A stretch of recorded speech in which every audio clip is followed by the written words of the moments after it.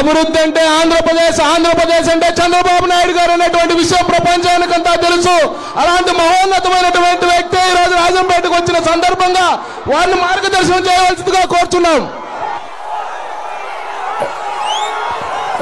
తమిళ్లో ఉత్సాహం పెరిగిపోయింది. మాకందరికి ఒక సందేహం ఉంది. మీ ఉత్సాహం చూస్తా ఉంటే రేపు పోలింగ్ స్టేషన్లు కూడా దద్దరిల్లిపోతాయి. ఎవడైనా సరే అడ్డం వస్తే తమ్ముళ్ళు గుణపాఠం చెప్పడానికి సిద్ధంగా ఉన్నారా లేదా మీరు? ఈ రోజు నేను చాలా సార్లు రాజంపేటకు వచ్చాను కానీ నా జీవితంలో ఎప్పుడూ చూడలేదు. రాజంపేట అదిరిపోయింది. ఎవరికైనా సందేహం ఉందా అని అడుగుతున్నా. నేను పవన్ కళ్యాణ్ గారు ఆంధ్రప్రదేశ్ లో 4 సార్లు 4 రోజులు పర్యటన చేశాం. 4 రోజులతో రాష్ట్రంలో తిరుగుబాటు ప్రారంభమైంది. ఈ తిరుగుబాటు జగన్మోహన్ రెడ్డి ఇంటికి పంపిస్తుందని మరొకసారి తెలియజేస్తున్నా. ఈ రోజు మీరు చూడండి, ఇప్పుడే కిరణ్ కుమార్ రెడ్డి గారు పెద్దలు చెప్పారు, మేము రాజకీయాల్లో సుదీర్ఘంగా ఉన్నప్పటికీ మొట్టమొదటిసారిగా మా కాంబినేషన్ ఈ రాజంపేటలోనే ప్రారంభమైంది. ఈరోజు మిమ్మల్ని చెప్తున్నాను, ఒక అనుభవం ఉండే వ్యక్తి కిరణ్ కుమార్ రెడ్డి గారు. రాజకీయ కుటుంబం కిరణ్ కుమార్ రెడ్డిది. పాపాల పెద్దిరెడ్డి దోపిడీదారుడు అని చెప్పి మీ అందరికీ తెలియజేస్తున్నా. మీ ఎమోషన్ చూసా, మీ ఆందోళన చూసా. పవన్ కళ్యాణ్ గారి పైన, జనసేన పైన, తెలుగుదేశం పార్టీ పైన, బీజేపీ పైన మీ అభిమానం చూస్తున్నా. ఇక్కడ ఇంకొక పక్కన మీరు చూస్తే బాలసుబ్రహ్మణ్యం, మీ అందరి అభిమాన నాయకుడు పాలకొండరాయుడు గారి కుమారుడు.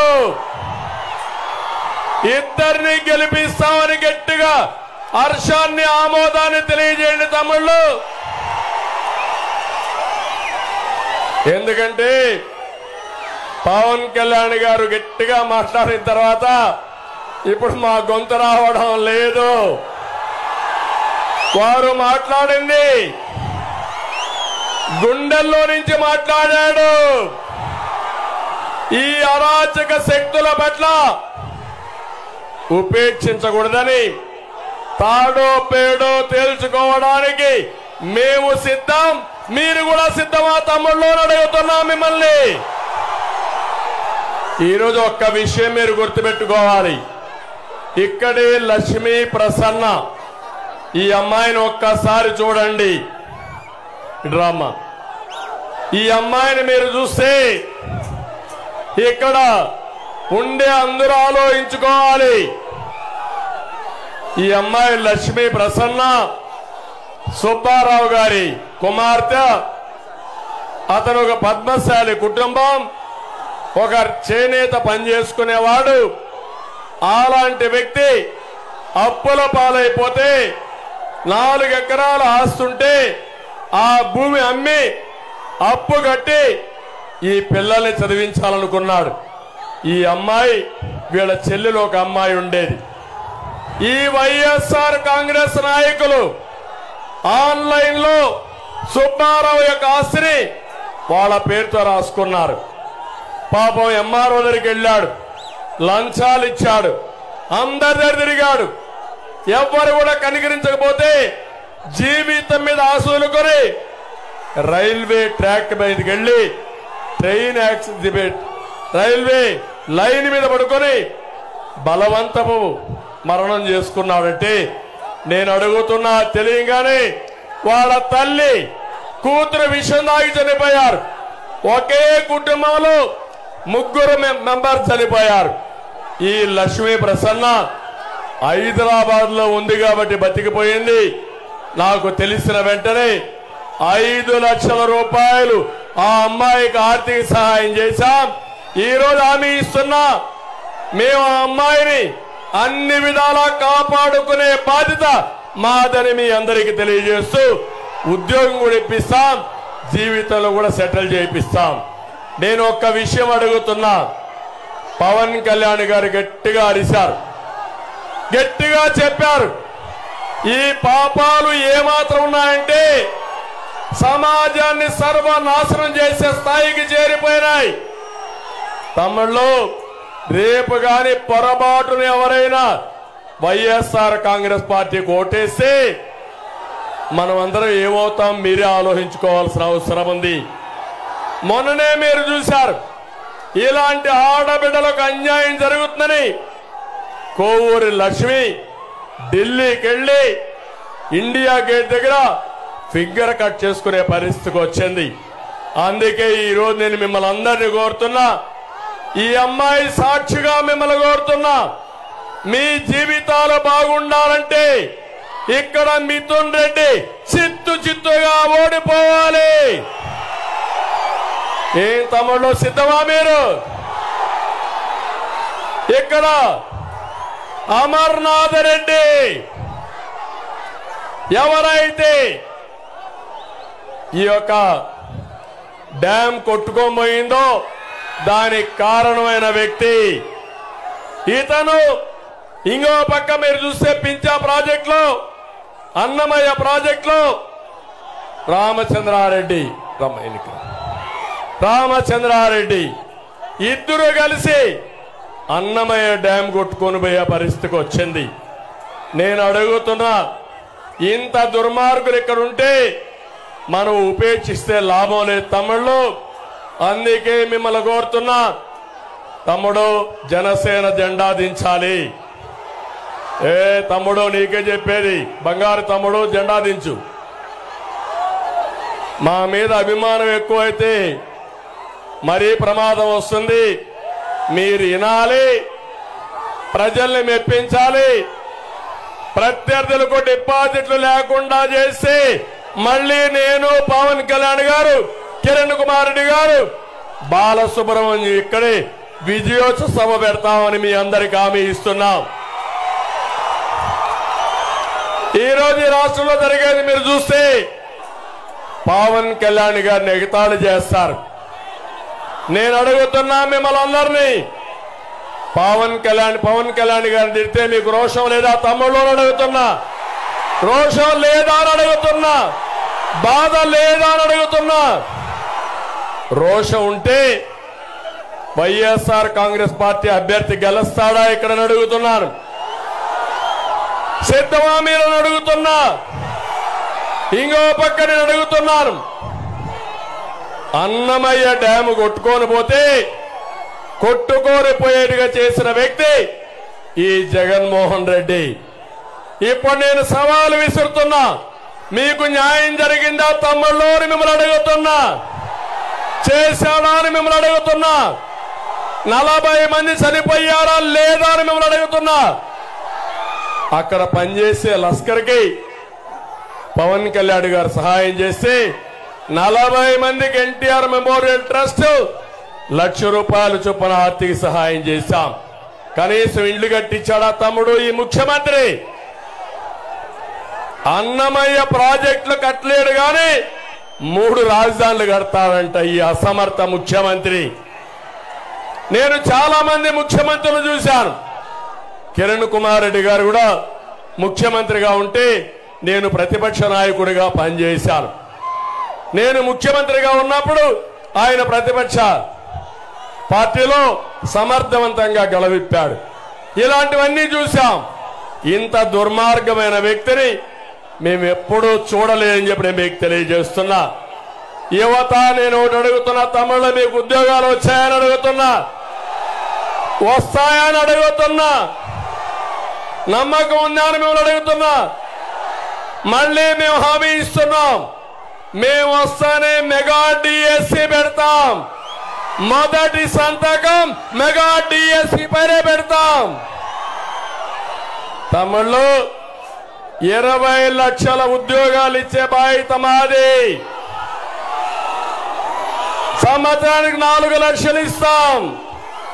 ఉద్యోగం వచ్చే వరకు 3,000 రూపాయల నిరుద్యోగ భృతి ఇస్తామని చెప్పి కూడా నేను మీకు హామీ ఇస్తున్నా. ఇంకో పక్క రైతులున్నారు, చాలా ఇబ్బందుల్లో ఉన్నారు. అన్నమయ్య ప్రాజెక్ట్ ని మళ్లీ పూర్తి చేస్తాం. బాధితులకు నష్టపరిహారం ఇస్తాం, పునరావాసం కల్పిస్తాం, వాళ్ళని ఆదుకుంటామని మరొక్కసారి మీ అందరికీ హామీ ఇస్తున్నా. రైతును రాజుగా చేస్తాం, రైతుకు న్యాయం చేస్తాం. ప్రతి ఒక్క రైతుకి అన్నదాత కింద సంవత్సరానికి 20,000 రూపాయలు ఇచ్చి వాళ్ళని ఆదుకుంటామని చెప్పి కూడా నేను మీకు తెలియజేస్తున్నా. తమిళ్లో ఇక్కడ కొంతమంది మంది బాబులు కూడా ఉన్నారు. ఉన్నారా లేదా? తెలుగుదేశం పార్టీ హయాంలో క్వార్టర్ బాటిల్ ఎంత తమిళ్లో? 60 రూపాయలు, అవునా కాదా? ఇప్పుడెంత క్వార్టర్ బాటిల్ అని అడుగుతున్నా మిమ్మల్ని. 200, అవునా కాదా? 140 రూపాయలు పెరిగిందా లేదా? పెరిగిన డబ్బులు ఎవడి జోబులో పోయింది తమ్ముళ్ళు అని అడుగుతున్నా. పాపాల పెద్దిరెడ్డి ద్వారా సైకో జగన్కి వెళ్ళింది, అవునా కాదా తమ్ముళ్ళు అని అడుగుతున్నా. అవునంటే చేతులెత్తి చెప్పండి అవునని. అయినా మీకు కోపం రాదు, ఇంకా సహనం ఉంది. ఏం చేయాలా అలాంటప్పుడు మీరందరూ చిత్తుగా ఓడించాలా లేదా? ఇంకొక పక్క తమ్ముళ్ళు ఎవరి జీవితాలైనా బాగుపడ్డాయా అని మిమ్మల్ని అడుగుతున్నా. ధరలు పెరిగాయా లేదా? కరెంటు ఛార్జీలు పెరిగాయా లేదా? ఆర్టీసీ రేట్లు పెరిగాయా లేదా? నిత్యావసర వస్తువుల ధరలు పెరిగాయి, అన్ని పెరిగిపోయినాయి. అందరూ సమస్యల్లో ఉన్నారు. నేను ఒకటే మీ అందరినీ కోరుతున్నాం, మా దగ్గర అనుభవం ఉంది, చేయాలనే పట్టుదల ఉంది. మేము ఎప్పుడు కూడా ఆలోచించేది ఈ రాష్ట్రం బాగుండాలనే ఉద్దేశంతోనే మేమందరం ఇక్కడ కలిసి వచ్చాం. ఈరోజు ఒక్క విషయం మీరు గుర్తుపెట్టుకోండి, పవర్ స్టార్ పవన్ కళ్యాణ్ గారు ఈ రాష్ట్రం కోసం ఆలోచించే వ్యక్తి. 2014లో పోటీ చేయకుండా ఎన్డీఏకి సహకరించిన వ్యక్తి, సపోర్ట్ చేసిన వ్యక్తి పవన్ కళ్యాణ్ గారు అని చెప్పి నేను మీకు తెలియజేస్తున్నా. నేను జైల్లో ఉన్నప్పుడు ఆయన స్వచ్ఛందంగా వచ్చి ఒకే మాట చెప్పాడు, పొత్తుల వల్ల లాభాలు నష్టాలు బేరీ చేసుకోకుండా ఆయన చెప్పిన మాట, ఈ రాష్ట్రంలో ఓట్లు చీలడానికి వీలు లేదు, మేము కలిసి పోటీ చేస్తామని మొదట చెప్పిన వ్యక్తి పవన్ కళ్యాణ్ గారు అని చెప్పి నేను మీకు తెలియజేస్తున్నా. అదే నాంది మేమందరం కలవడానికి. ఈరోజు ఒక విషయం గుర్తుపెట్టుకోండి, అటు బీజేపీ ఇటు తెలుగుదేశం జనసేన కలిసామంటే మా కోసరం కాదు, అందరం కూడా తగ్గాం, అందరం కూడా ఒక అవగాహనకు వచ్చాం. ఆ అవగాహనే ఇక్కడ చూస్తే కిరణ్ కుమార్ రెడ్డి గారు బాలసుబ్రహ్మణ్యం పోటీ చేస్తే పక్కన కోడూరులో కిరణ్ కుమార్ రెడ్డి గారు ఎంపీగా, జనసేన ఎమ్మెల్యేగా పోటీ చేసే పరిస్థితికి వచ్చాం. అందుకే నేను మిమ్మల్ని అందరినీ కోరుతున్నాను, తప్పుడు మాటలు మాట్లాడుతున్నారు. కిరణ్ కుమార్ రెడ్డి గారు సీఎంగా ఉన్నప్పుడు ఏ ముస్లిం సోదరులకైనా అన్యాయం జరిగిందా తమ్ముళ్ళు నేను అడుగుతున్నా. తెలుగుదేశం పార్టీ అధికారం ఉన్నప్పుడు ఏ ముస్లింలకైనా అన్యాయం జరిగిందా నేను అడుగుతున్నా. ముస్లింలకు న్యాయం చేసిన పార్టీ తెలుగుదేశం పార్టీ. అపోహలు సృష్టించి మిమ్మల్ని ఇబ్బంది పెట్టాలని ఆలోచించే పార్టీ ఈ వైఎస్ఆర్ కాంగ్రెస్ పార్టీ అని చెప్పి కూడా నేను మీకు తెలియజేస్తున్నా.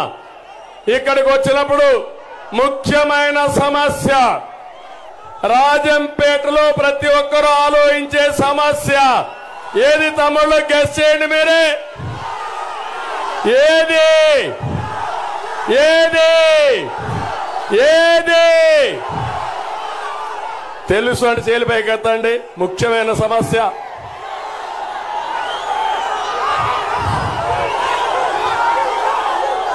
ఏ సమస్య? గట్టిగా మీరే చెప్పండి, చెప్తాను, ఆన్సర్ చేస్తాను. జిల్లా సమస్య. అవునా తమ్ముళ్ళు? అవునా ఆడబిడ్డలు? అవునంటే చేలిపైకి ఎత్తండి. మీరందరూ బాధపడుతున్నారా? అన్యాయం జరిగిందా లేదా? జరిగిందా లేదా? జరగడానికి పాపాల పెద్దిరెడ్డి కారణం అవునా కాదా? మీకు జిల్లా కావాలనా లేదా? న్యాయం కావాలనా లేదా? కావాలనా? కావాలి. ఇంట్లో పడుకోండి. ఒకటే చెప్తున్నా, ఈ జిల్లా వాసి కిరణ్ కుమార్ రెడ్డి గారు, నేను పక్క జిల్లా వాసిని. ఇప్పుడు ఈరోజు మీరు చూస్తే అన్నమయ్య జిల్లా కిరణ్ కుమార్ రెడ్డి, అదే మారిగా బాలసుబ్రహ్మణ్యం కొన్నారు. వాళ్ళిద్దరిని పార్లమెంట్ లో అసెంబ్లీలో గెలిపించండి. మళ్ళీ జిల్లాలన్నీ కూడా మీకు జరిగిన అన్యాయాన్ని సమీక్షించి ఎవరికి అన్యాయం జరగకుండా, ఒక పక్క రాజంపేట కేంద్రంగా జిల్లా కావాలి. ఇప్పుడు ఇచ్చిన రాయి చోటి అన్యాయం జరగకుండా చూడాలి. మదనపల్లి అక్కడ ప్రజల అభీష్టం. ఏ విధంగా చేయాలో చేసి ముగ్గురికి న్యాయం చేసే బాధ్యత మాదని మీ అందరికీ హామీ ఇస్తున్నా. సిద్ధమా తమ్ముళ్ళు? మీకు జిల్లా కావాలి. ఇప్పుడు మీరు అభ్యర్థులు గెలిపిస్తామంటే గట్టిగా చప్పట్లు కూడా చెప్పండి, గెలిపిస్తామని. ఎప్పుడు కూడా ప్రజాభిప్రాయం ప్రకారం పరిపాలన జరగాలి. అధికారం ఉందని అధికార మదంతో ఇష్టానుసారంగా రాజకీయం చేస్తే ఇదే జరుగుతుంది. అదే ప్రజా తిరుగుబాటు. ఆ తిరుగుబాటు నేను చాలా స్పష్టంగా ఈ రాజంపేటలో చూస్తున్నా. ఇది చూసిన తర్వాత అనిపిస్తా ఉంది, రాయలసీమలో తిరుగుబాటు ప్రారంభమైంది. అన్ని సీట్లు మనమే గెలుస్తున్నాం.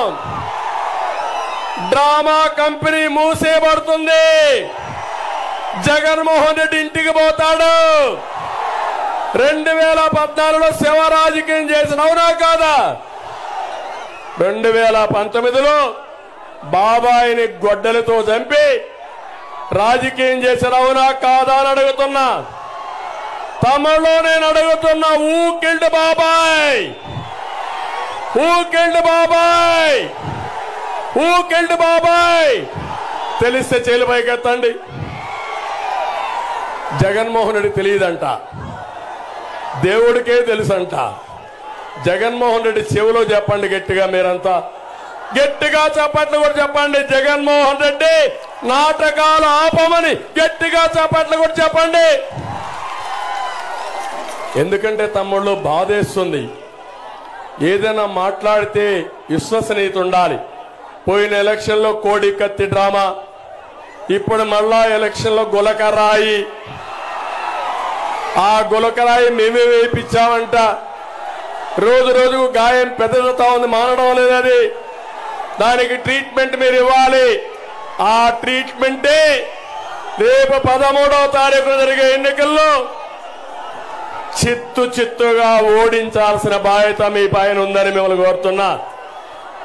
ఇక్కడ జిల్లా కేంద్రం వస్తే మెడికల్ కాలేజ్ వస్తుంది, ఇంజనీరింగ్ కాలేజీలు ఉన్నాయి. జిల్లా కేంద్రం చేసి రాజంపేటని ఒక మంచి నగరంగా తయారు చేసి అభివృద్ధి చేసే బాధ్యత, మెడికల్ కాలేజ్ కూడా ఇచ్చే బాధ్యత మాదని మీ అందరికి హామీ ఇస్తున్నాం. ఇది కాకుండా తమలో ఈరోజు ఇక్కడికి వచ్చినప్పుడు ఒక 4-5 సమస్యలు చెప్పారు. ఈరోజు ఇక్కడికి వచ్చి అన్నమయ్య ప్రాజెక్టు, పింఛా ప్రాజెక్టులు పూర్తి చేయడం, అక్కడుండే బాధితులకు అందరికీ న్యాయం చేయడం, మాచుపల్లి బ్రిడ్జిని పూర్తి చేయడం, ఓబిలి టంగుటూరు హై లెవెల్ బ్రిడ్జిని ఏర్పాటు చేయడం, జర్రికోన ప్రాజెక్టు నుంచి సుండిపల్లి మండలానికి త్రాగునీరు, సాగునీరు ఇవ్వడం, గాలేరు నగిరి కాలువల్ని పూర్తి చేయాల్సిన అవసరం ఉంది. గాలేరు నగిరి కాలువ పూర్తయితే కృష్ణా జలాలు ఇక్కడికి వస్తాయి. అది చేసే బాధ్యత మాదని మీ అందరికీ కోరుకుంటున్నా. ఆ రోజు కూడా మీరు చూస్తే విభజన తర్వాత ఒంటిమిట్టని అభివృద్ధి చేసిన పార్టీ తెలుగుదేశం పార్టీ. ఈ విషయం మీరు గుర్తుపెట్టుకోవాలి. ఒక బ్రహ్మాండంగా రామాలయాన్ని అభివృద్ధి చేసి తిరుపతి అడాప్ట్ చేసుకుని తిరుపతి తిరుమల దేవస్థానం ఆధ్వర్యంలో అన్ని విధాల అభివృద్ధి చేశాం. అందుకే నేను మిమ్మల్ని అందరినీ కోరేది, ఈరోజు మీ ఉత్సాహం చూశాను, మీ అభిమానం చూశాం. మేము సూపర్ 6 తో మీ ముందుకు వస్తున్నాం. ఒకటి యువతకు యువగళం కింద ముందుకు వస్తున్నాం. మా ఆడబిడ్డలకి మహాశక్తి కింద ప్రతి ఆడబిడ్డకి ఆడబిడ్డ నిధి 1500 రూపాయలు ఇస్తాం. అదే సమయంలో ఎంతమంది పిల్లలుంటే తల్లికి వందనం కింద 15,000 రూపాయలు ఇస్తాం. ఆర్టీసీ బస్సుల్లో ఉచిత ప్రయాణ సౌకర్యం ఏర్పాటు చేస్తాం. ధరలు పెరిగాయి కాబట్టి ఉచితంగా గ్యాస్ సిలిండర్లు 3 ఇచ్చి మా ఆడబిడ్డలను ఆదుకునే బాధ్యత మాదని మీ అందరికీ హామీ ఇస్తున్నా. ఇదే కాకుండా డాక్రా సంఘాలకి 10 లక్షల వరకు ఉచిత రుణాల్ని, అంటే వడ్డీ లేని రుణాలను ఇస్తామని మీ అందరికీ హామీ ఇస్తున్నాను. ఇది కాకుండా రైతుల కోసమే కాకుండా పేదవాళ్ళందరికీ ఇంటి జాగాలు ఇస్తాం, ఇండ్లు కట్టిస్తాం. ఈరోజు జగన్ కట్టండి, గూళ్ళు కట్టాడు, ఊళ్ళు కాదు. తెలుగుదేశం టిట్కో ఇళ్లు కట్టాం. ఈరోజు హామీ ఇస్తున్నాం, ప్రతి ఒక్కరికి 2-3 సెంట్లు ఇంటి జాగా ఇచ్చి ఇళ్లు లేని ప్రతి ఒక్కరికి ఇళ్లు కట్టించే బాధ్యత తీసుకుంటాం. ఇది కాకుండా పింఛన్లు అయితే 4,000 రూపాయలు ఇస్తాం. పింఛను ఏప్రిల్ నుంచే ప్రారంభిస్తాం. 3 నెలలు బకాయిలు కూడా జూలైలో ఇస్తారని మీ అందరికి హామీ ఇస్తూ వాళ్ళ ఇంటి దగ్గరనే పింఛను ఇస్తాం. 1వ తారీఖునే పింఛను ఇస్తాం. కొంతమంది కావాలని తెలుగుదేశంలో ఉన్నారని, ప్రతిపక్షాల్లో ఉన్నారని పింఛన్లు చేశారు. వాళ్ళందరికీ కూడా ఆటోమేటిక్ గా ఎవరైతే పింఛన్లు చేశారో వాళ్ళందరికీ ఇస్తామని చెప్పి మరొక్కసారి తెలియజేసుకుంటూ, ఇంకో పక్క మీ ఉత్సాహం చూశాను. నేను రాబోయే రోజుల్లో ఒకటే హామీ ఇచ్చాను, 2 అభ్యర్థుల్ని వైఎస్ఆర్ కాంగ్రెస్ పార్టీకి డిపాజిట్ రాకుండా గెలిపిస్తామని గట్టిగా చప్పట్లు కొట్టి హర్షాన్ని, ఆమోదాన్ని తెలియజేయండి. ఇప్పుడే పవన్ కళ్యాణ్ గారు చెప్పినట్టు ఎప్పటికప్పుడు మేము చర్చించుకుంటాం, మీకు న్యాయం చేస్తాం. ఈరోజు మీ ఉత్సాహం మాకెప్పుడు కళ్ళ ముందర కనపడొస్తుంది. ఇంత ఉత్సాహం నా జీవితంలో చూడలేదు.